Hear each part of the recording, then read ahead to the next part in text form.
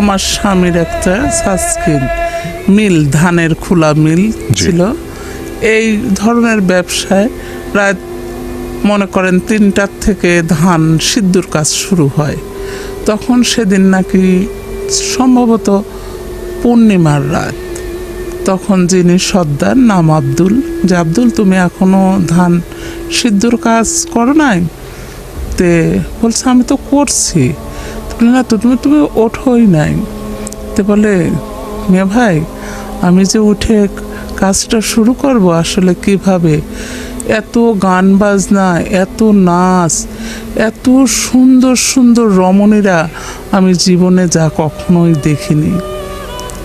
আমাদের বাড়িটা আরিফপুর সদর গোরস্থান সংলগ্নেই আমার মিল খোলা। এখানে পাশে একটা খ্রিস্টান কবর সমাধি আছে, তারপরে একটা শ্মশান ঘাট নাম ছিল সেখানে পঞ্চনন্দনতলা, বুঝছেন? মুসলমানদের কবরস্থান আরিফপুর সদর গোরস্থান নামেই পরিচিত।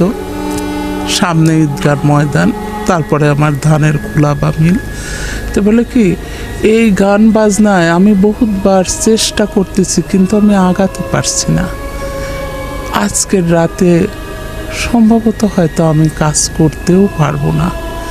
তো বলে আমি গেলে একটা বৃদ্ধ শ্মশান ঘাটের পুরুত আছে, সে বলছে তোমার মঙ্গল হবে না, তুমি এই কাজ আর করতে আসো না, আমাদের অনেক কষ্ট হয় তোমরা আগুন জ্বালালে, তুমি এখান থেকে চলে যাও, যদি ভালো চাও চলে যাও।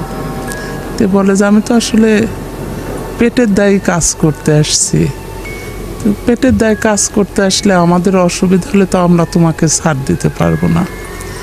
তারপরে এরকম করতে করতে দীর্ঘ কয়েক বছর লুকোচুরি কাজ। অনেক সময় সে মিথ্যা বলে যে ভাই আমি আসলে চেতন পাইনি, ধানটা সিদ্ধ করতে পারিনি। এরকম করতে করতে করতে করতে একটা সময় উনি খোলা সরাই নেয় যে আসলে সত্যটা বলতে কি, এখানে কাজ করলে অন্যদের অসুবিধা হয়, আসলে আপনি অন্য কোথাও ভাই কিছু শুরু করেন।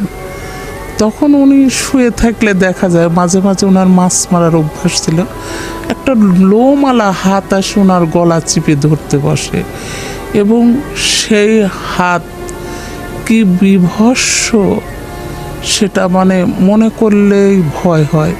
উনি কিছুদিন একাও শুতে পারতেন না, বলতো আমি যদি ঘাটের দিককর জানালা খুলি তাহলে একটা হাত আসে, সেই হাতে ভেড়া বটকি আছে, ভেড়ার গায়ে যেরকম লোম ওই রকম লোমালা একটা হাত আসে আমার গলা টিপে ধরে, এবং এটা এত দুর্গন্ধযুক্ত মানে ভাবাই যায় না যে এরকম কিছু দুনিয়ায় আছে। এরকম করতে করতে করতে করতে উনি একটা পর্যায়ে ব্যবসার স্থানান্তর পরিবর্তন করে আর এক জায়গায় আসলে ওরাও তখন ওখান থেকে আস্তে আস্তে এইদিকে আসে কাজ করতো। আমাদের এখানে নাম মাবিয়া। বলছে যে তুমি কি ধান পাটা দিছাও? কলে আমি তো ধান পাটা দেওয়ার জন্য এখানে আসিনি, আপনি শুনলেন না আমি কত পানি খাতে খাতে আসলাম, মানে গোরস্থানের পাঁচির পিছন থেকেই পুকুরের উপর দিয়েই তো আর একটা লোক কাজ করে, তার নাম নিয়ামত ভাই। উনি তাকায়ে দেখতেছে যে পানির উপর দিয়ে মানুষ ভাসে আসতেছে, আসলে তো কচুরিও নাই, তাহলে উনি কিভাবে আসতেছে? তো তখন বলছে উনি তো পানির উপর দিয়ে আসলে পাও ভিজবে, পানি তো পায়ে লাগার কথা, তুমি আসলো কিভাবে?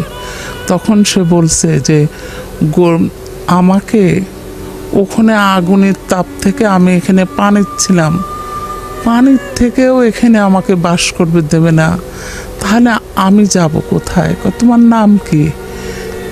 যখন হাজির করেছে ওই মাবিয়া নামে মেয়েটার ঘাড়ে চড়েছে, তো বলে যে তোমাকে ধান পাটা দেবের কয়েছি, তুমি বাথরুমে কেন পানি ফেলতেছ? বলে আমি তো পানি খেয়েই এখানে আসতেছিলাম। তখন বলছে যে মেয়ে ভাই আপনি আমাকে মারেন যতই, আমি এখান থেকে যাব না। পরের দিন জুনাব ভাই নামে যে হচ্ছে কবিরাজ, সে তাকে ছাড়ানোর জন্য খুব চেষ্টা করছে। তখন সে বলছে যে যখন দেশের স্বাধীনতা যুদ্ধ হয় তখন আমাকে গুলিবিদ্ধ অবস্থায় অনন্ত সিনেমা হল সংলগ্নে আমি পড়ে যাই। আমার এই রক্ত যে খাইছে বা আমাকে যে করছে, রক্তটা চুষে নিয়েছে, সে থেকেই আমি এরকম হয়ে গেছি। আমি এখন মানুষকে দেখলে রক্ত না খেলে আর থাকতে পারি না।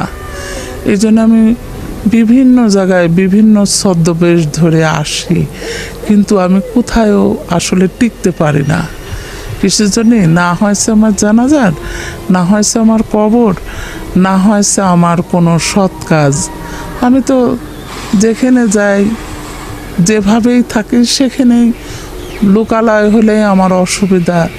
আমি এরকম করে যেতে যেতে পরে সেই মাবিয়া নামের মেয়েটার থেকে আর তাকে সারানো যায়নি, পরে ওকে মেরেই দিয়েছে। ও যাচ্ছিল নৌকাডুবি হয়ে পরে মারা গেছে। আর তখন কিছুদিন পরে দেখা গেছে যে তার কাপড় চুপড় বা লাশ, কঙ্কাল একটা নদী, পদ্মা নদীর পাড়ে ওদের বাড়ি ছিল, ওখানে তার পরে খুঁজে পাওয়া গেছে। এই ছিল আমার